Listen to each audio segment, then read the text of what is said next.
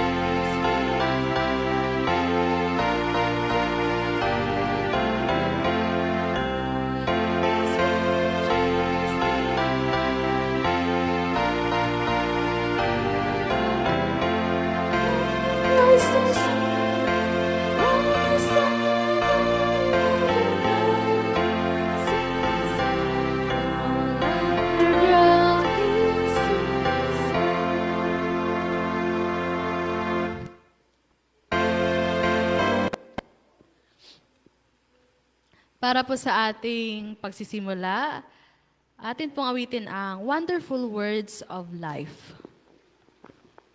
Tayo po lahat ay tumayo.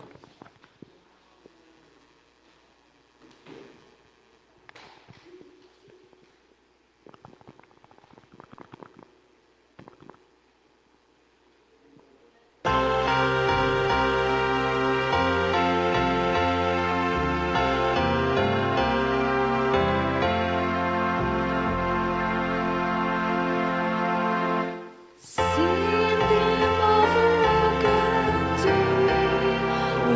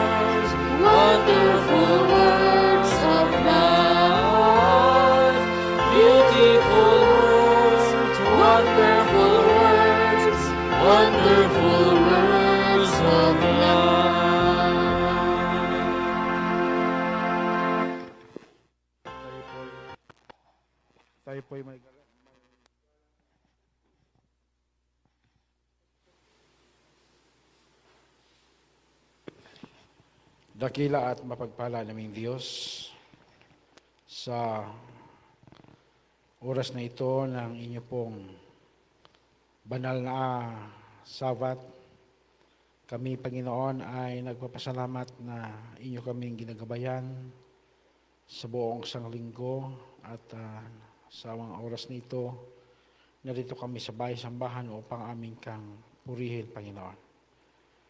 At narito, amin po pakinggan ang inyo pong mga mensahe na ibabahagi ng inyong lingkod, Brother Ray. Tulungan po, Panginoon, ang bawat isa sa amin na mahanda ang aming mga puso't pakinig na aming maunawaan ang inyong pong mga mensahe.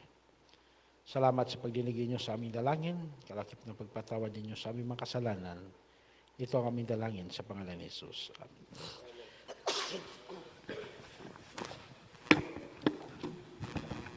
Hello. Ayan, magandang gabi po sa ating lahat. Happy Sabbath po. Purihin po ang Panginoon dahil tayo po ay nagsama-sama muli at tayo nagpupuri ngayong Sabado, yung gabi ng Sabado. Ang bahagi ko po ngayong gabi ay ipakilala po ang mga nagsiganap at magsisiganap po ng ating pagsamba. Pinangunahan po tayo ng pag-awitan ni Sister Queenie Ranes. Ang ating opening song po ay Wonderful Words of Life. At pagkatapos po nito ay opening prayer po ni Brother Ronnie Ranes, ang inyong lingkod presider po. Ngayong gabi po, makakarinig po tayo ng dalawang mensahe na mensahe. Ang unang mensahe po ay mensahe ng awit na ipagkakalob po sa atin ng mga kabataan. At pagkatapos po nun ay mensahe ng Panginoon po sa katauhan po ni Brother Ray Ranes. Tayo po ay patuloy sa ating papuri sa pagsamba ngayong Sabado. Ating pong ibigay ang ating buong loob at ating atensyon sa ating pagsamba. Muli po, Happy Sabbath sa ating lahat.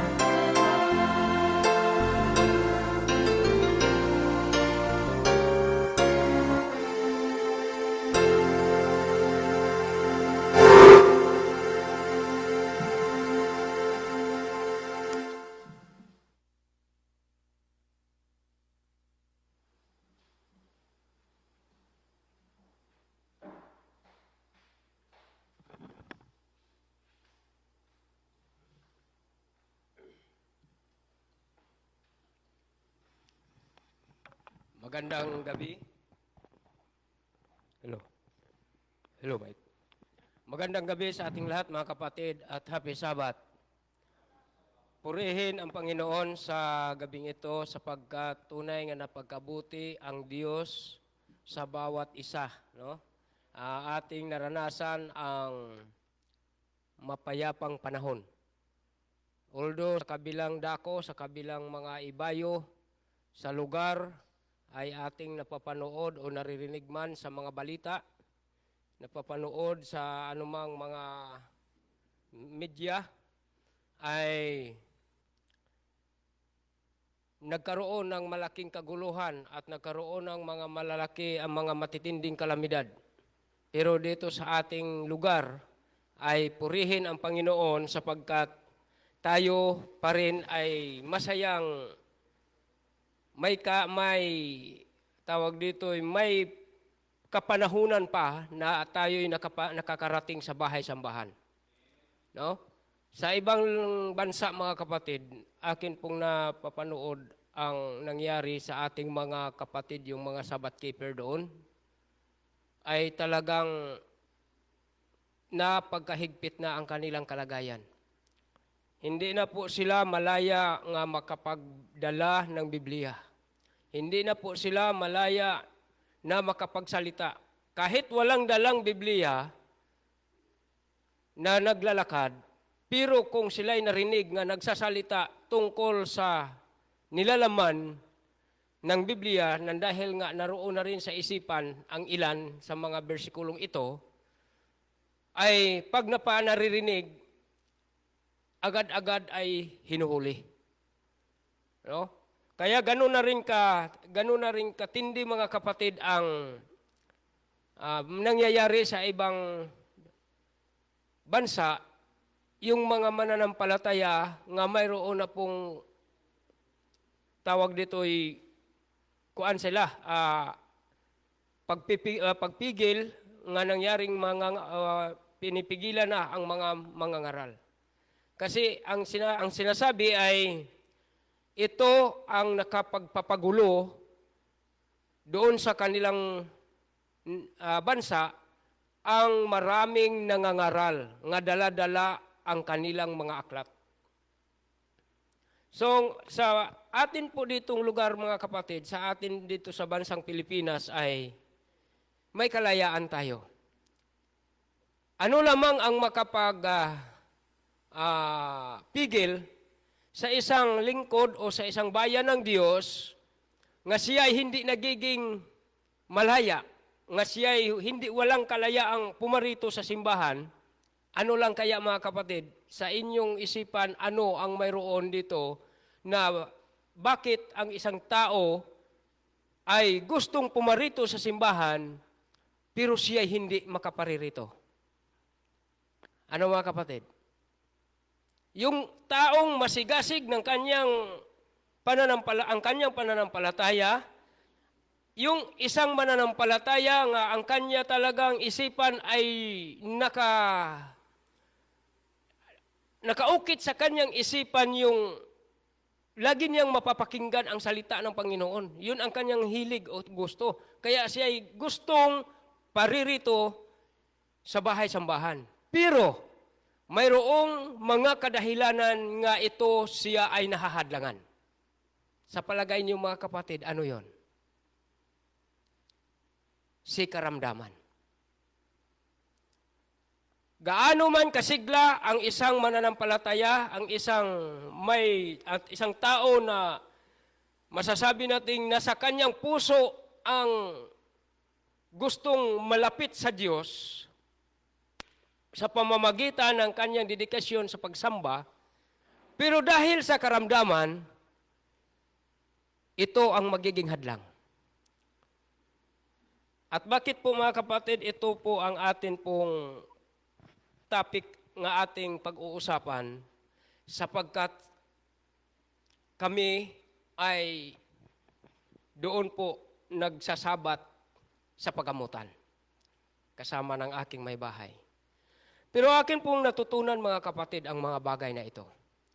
At dito po natin malalaman kung ano ba talaga ang layunin ng Diyos na kung bakit sa kabila ng ang iyong desire na magiging tapat kang maglilingkod, magiging tapat kang tagapagsalita ng Panginoon, pero dumating sa punto nga hindi ka dito napapunta sa simbahan, kundi napapunta ka sa ibang lugar na hindi mo gusto, sa ibang silungan na hindi mo man akalain. Kaya mga kapatid ay natutunan ang mga bagay na ito sapagkat ang panukala ng Diyos ay kailangan nga doon kung saan niya ibig na tayo ay paroroon, ay dapat tayo ay hindi po magreklamo. Wala tayong ibabalik sa Panginoon ng mga reklamo. Akin pong nakita mga kapatid ang isang bagay. Mahabang panahon yung akin pong simula noong year 2018, nagsimula yung kuan ni Mrs. yung bukol dito sa kanyang tawag dito yung baba, no? Kung sa Cebuano nga katawagan dito ay suwang. Dire. Aking sinisikap dahil nga kami ay nasa gawain ng medical missionary.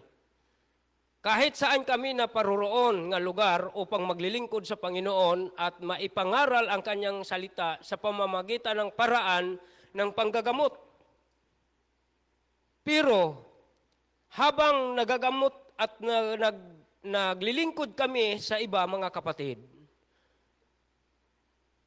lagi ko ring pinagmamasdan yung bukol ni Mrs. dito. At kampante kami sapagkat mayroon namang Panginoon. Kung kanya itong paiiralin, habang nasa kagawain kami, ay kung palalakihin talaga niya ito, wala po kaming magagawa. Pero lagi naming idinadalangin mga kapatid nga ito nawa, ito sana'y hindi magiging isang hadlang sa paglilingkod. Pero mga kapatid, 2018 hanggang sa 2019, doon kami habang nag-missionary work kami doon sa kanitibuhan ng Nasbakan, Sikod, Rizal.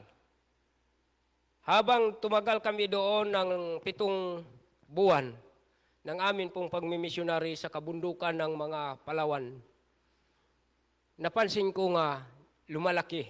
1 taon pa lang mga kapatid akala ko lang yun ay parang kulani lang. Or yung tinatawag sa Cebuano nga lusay. 2019, nakita ko dito bumubukol na talaga. Pero dahil nga kami ay nasa missionary, ang aming tanging dalangin sa Panginoon nga hindi nawa ito magiging magiging hadlang at nagiging kapintasan sa Kanya habang kami ay nasa Kanyang gawain. At nangyari talaga mga kapatid na akin na po itong tinitreatment na. Ginagamitan ko ng yung aming herbal nga ginagamit ay yung nakapapaglakad ng mga lumpo, nakapapalakad ng mga nai-stroke, ng paralyzed na katawan. Yun na po ang akin talagang ini-apply sa kanya mga kapatid. Pero ang tanong ko sa Panginoon, bakit hindi kumikipis? Na samantalang yung mga tumor sa sa matris, mga mayuma, nga aming ginagamot, nga nag-stage 3 na, gumagaling man. Pero yung sa kanya dito nga aming ginagamot nga hindi nga sumasakit, ay bakit hindi natutunaw? Nga ang tumor natutunaw man nga nandoon pa sa ilalim na nasa tiyan talaga. Pero sa kanya nga nandito lang sa balat, bakit hindi natutunaw at maliit pa talaga noon na aming ginagamot?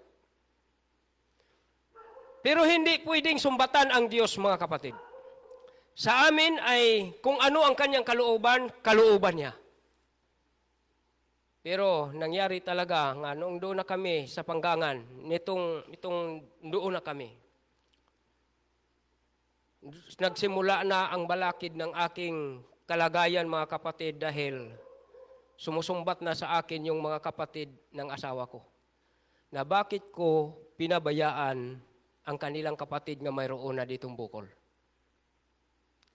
Bakit ko daw hindi pinapansin at hinahayaan ko lang na lumalaki at hindi ko pinapacheck up sa doktor? Naroon na ang daming bakit nga aking naririnig magkabila ang bibig ang magsasalita ng kanyang mga kapatid.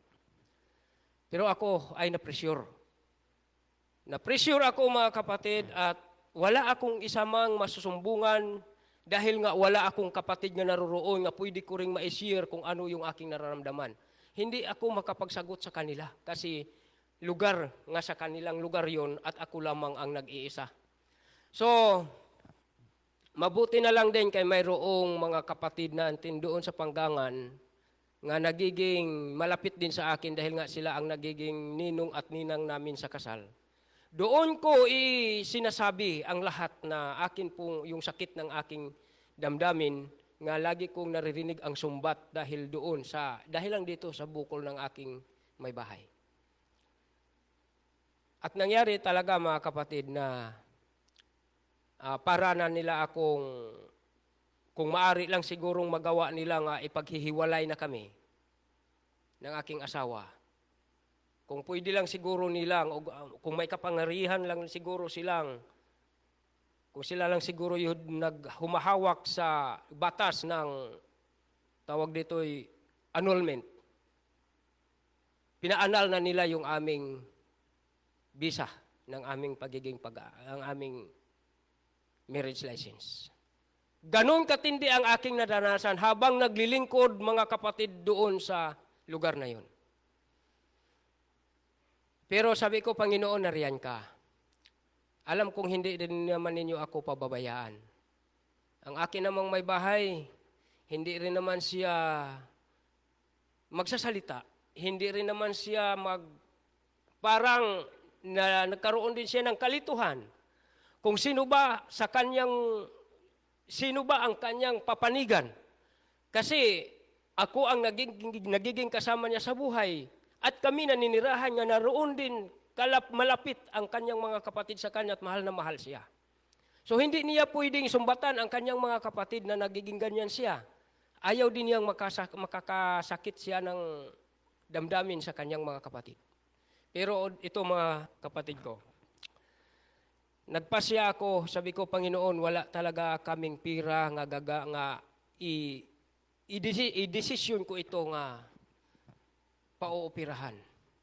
Dahil nga ang aming trabaho ay volunteer missionary at wala po kaming ni kahit piso nga tinatanggap na stipend sa dakong yon.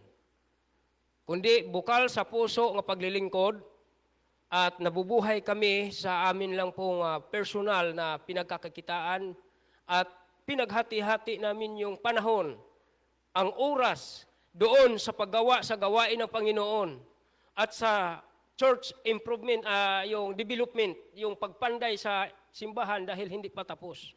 At yung pangangaral para lamang magkaroon din ng mga bagong membro ng mga kapatid doon, mga kapatid. Kaya hinahati-hati ko yung mga panahon habang naroon ako at nagtatrabaho ako doon sa foreigner upang makakaipon man lang kami ng kaunti, kahit kaunti man lang ang aming maiipon para lamang nga ang aking asawa ay maipa-check up ko dito sa Puerto. Ikinalulungkot ko talaga mga kapatid nga ang tinig nga lagi kong maririnig, bakit mo pinabayaan yung aming kapatid? Kaya ako'y lumuha talaga. Umiiyak ako doon sa harapan ng elder ng New Panggangan noon. Umiyak ako sa harapan niya, bakit ganito ang nagiging karanasan. Sa madaling sabi mga kapatid, ang amin pong nagagawa ay, sabi ko, Panginoon, tulungan po ninyo kami, mag-asawa. Wala kaming mahihiraman na halaga. Wala kaming sasabihan kung ano po ang aming problema kasi ang amin ding pupuntahan ay mga matatanda na at wala rin namang kakayahang tumulong sa amin. Pero sabi ko, palalakasin mo lang ako, Panginoon, at ako'y unti-unting makahahanap din ng kaunting halaga sa araw-araw kong pagtatrabaho at sa araw-araw kong paglilingkod sa iyo bilang mangangaral at isusulong ang iyong gawain dito. Kaya ang panukala sana mga kapatid nga noong itong buwan na ito na August, kasi hindi pa pala tapos, itong buwan na ito na August nga panukala nga magkukrusid kami, ay naaantala.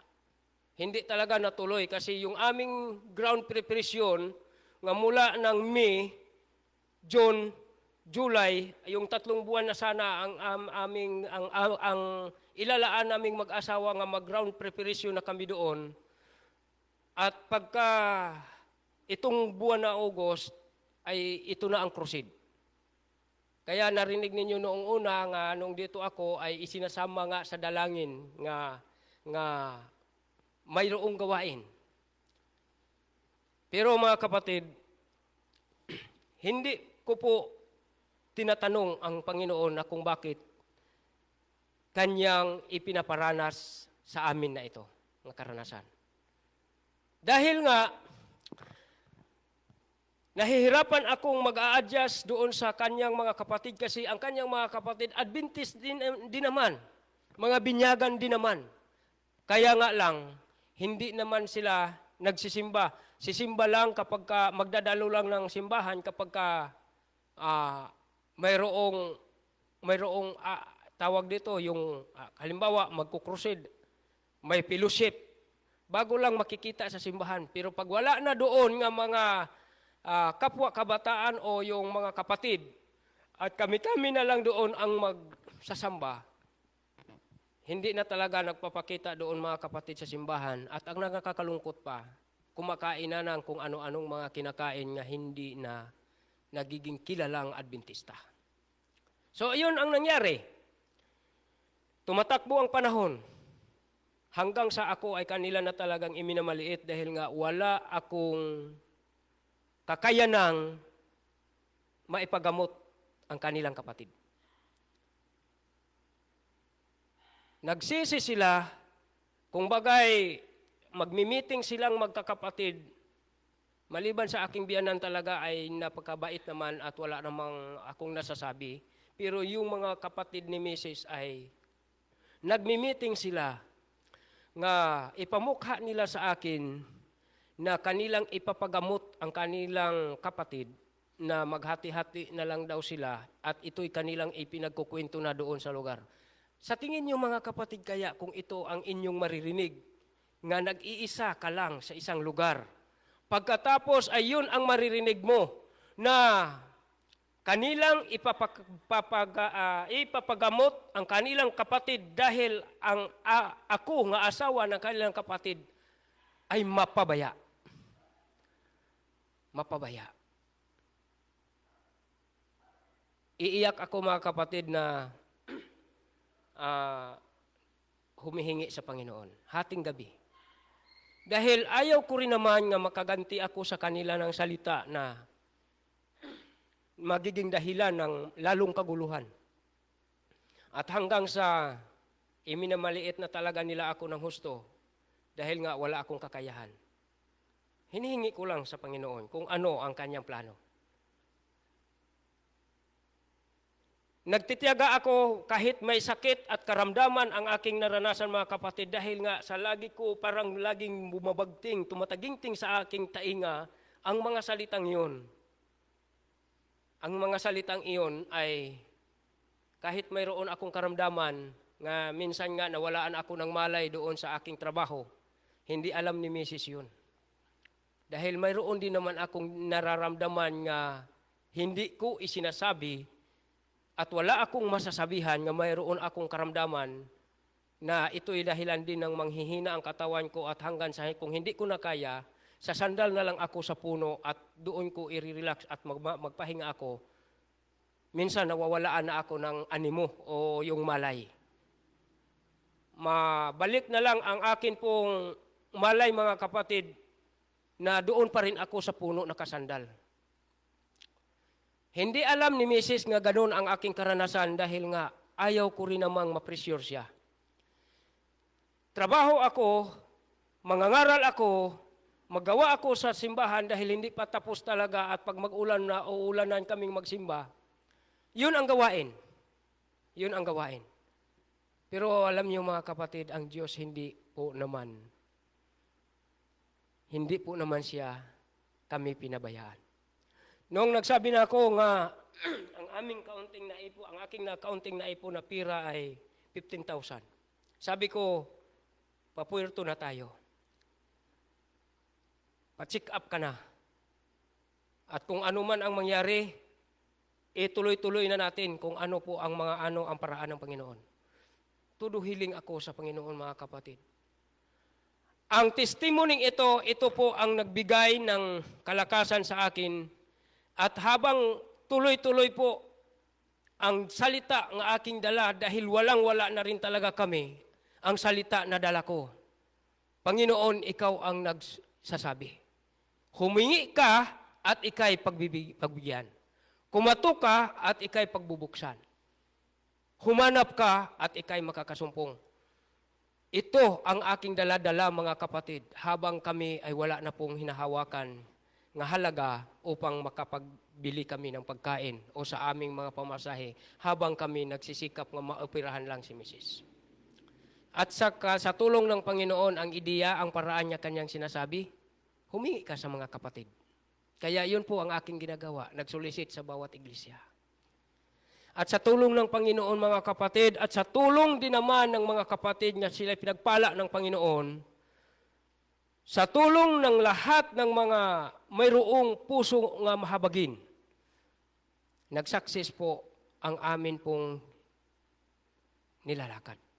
Hanggang sa si Mrs. ay na-admit at naoperahan at hanggang sa lumabas ng pagamutan nga wala po kaming inaalalang bayaran. Amen mga kapatid? Amen. Bakit? Noong kami ay nandoon na, noong desisyon na ng doktor nga, sige i-confine na. De-confine na, doon siya kaagad emergency. Doon sa emergency muna kasi habang inasikaso sa admitting, ang siya talagang i-admit na.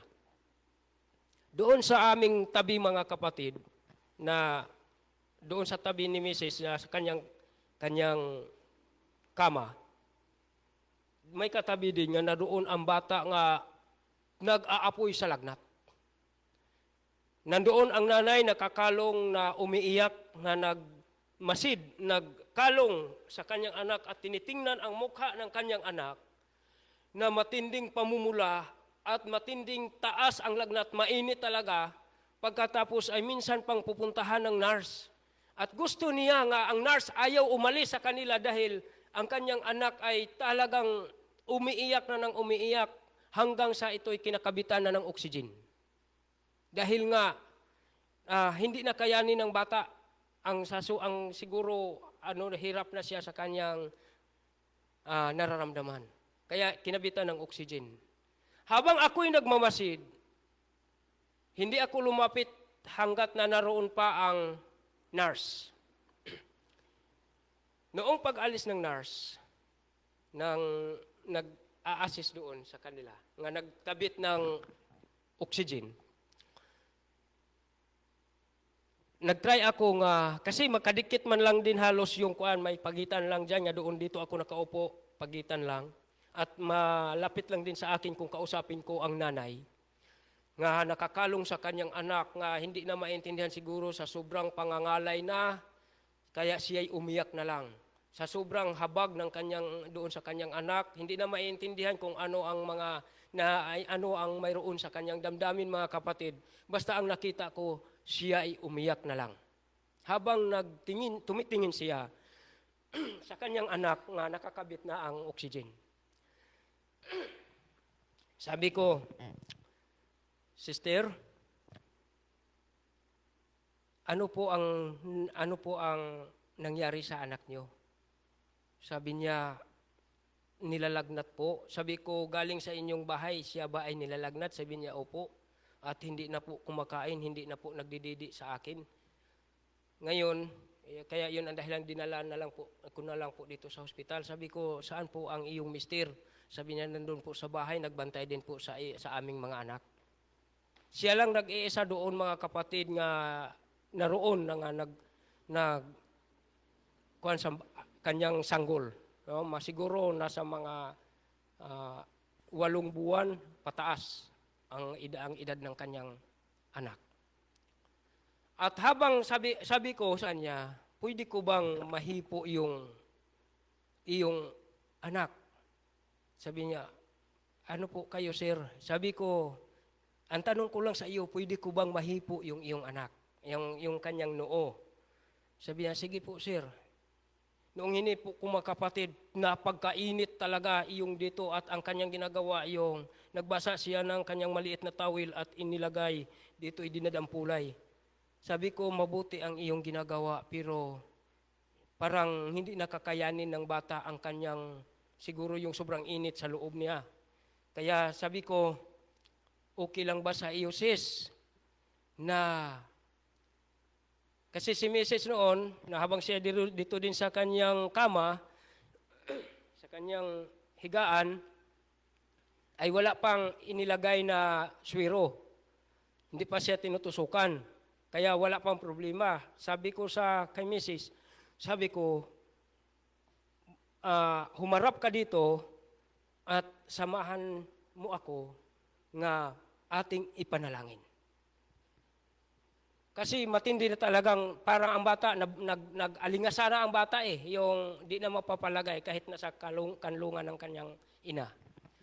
Ang sabi ko, sis, pwede bang makapaghandog kami ng misis ko ng panalangin para sa iyo at sa iyong anak? Sabi niya, sige po, baka sakali nga magkuan ang anak ko. Kasi sige talagang nag-iiyak, pati siya umiyak na rin. Nanalangin kami mga kapatid na ang aking kanang kamay ay akin pong idinadampulay dito sa ulo ng bata.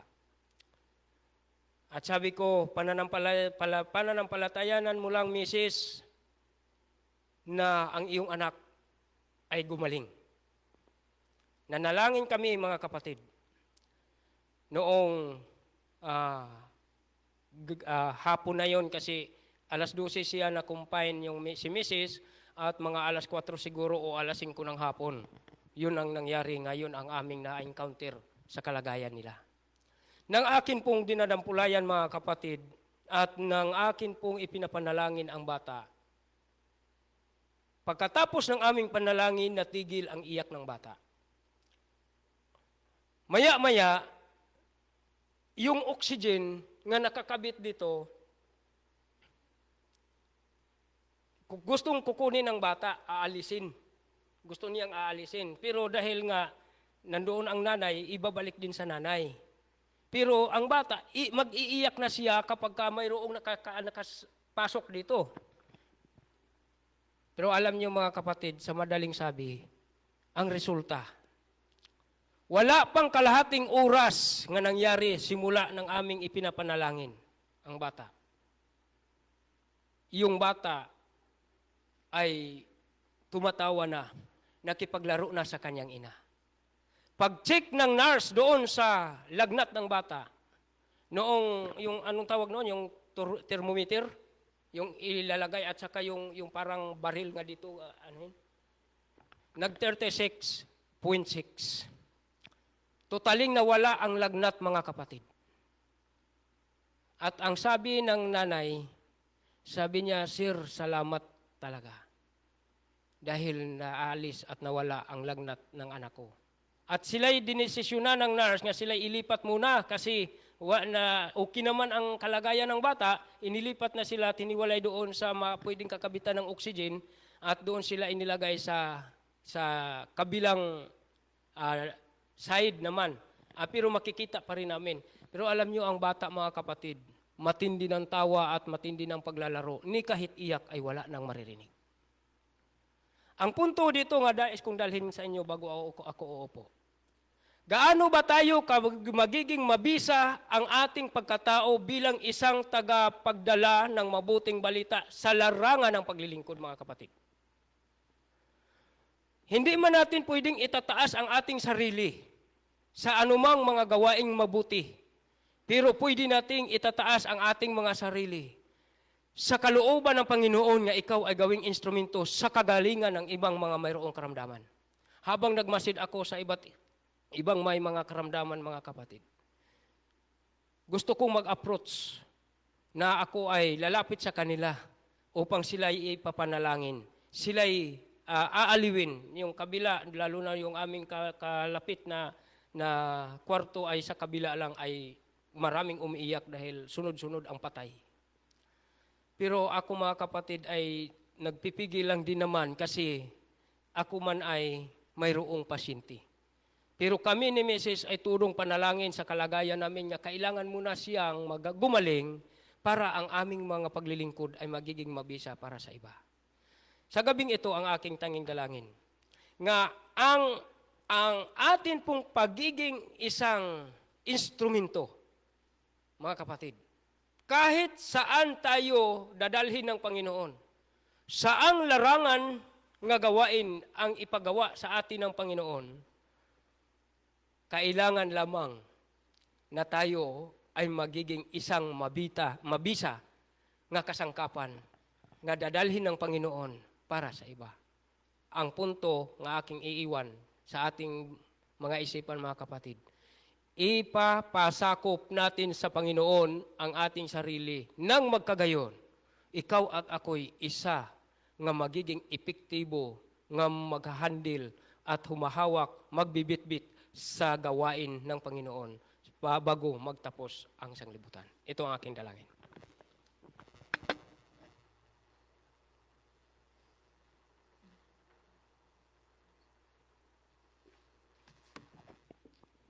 Para po sa ating pagtatapos, tayo po lahat ay tumayo at ating pong awitin ng All the Way.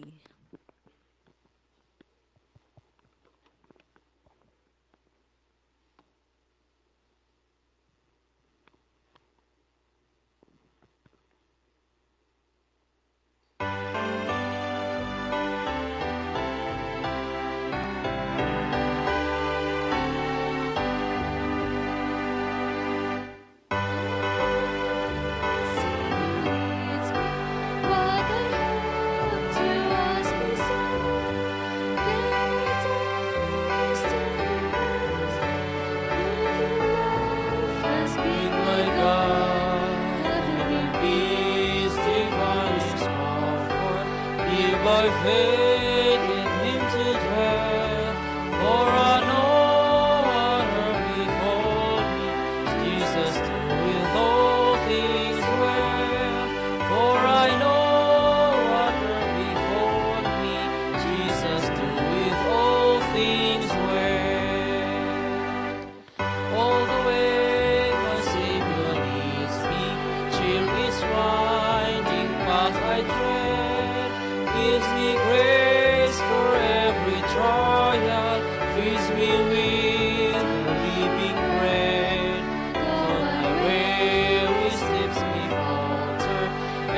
my soul athirst may be, wishing from the rock before me, lo, a spring of joy I see, pushing from the rock before me, lo, a spring of joy I see.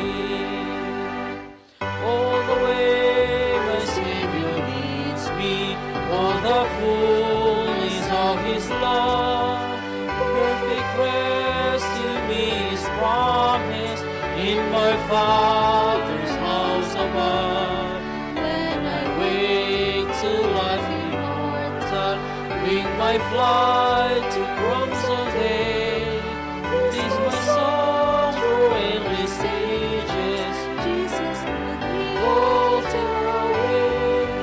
This my song through endless ages. Jesus, let me alter away.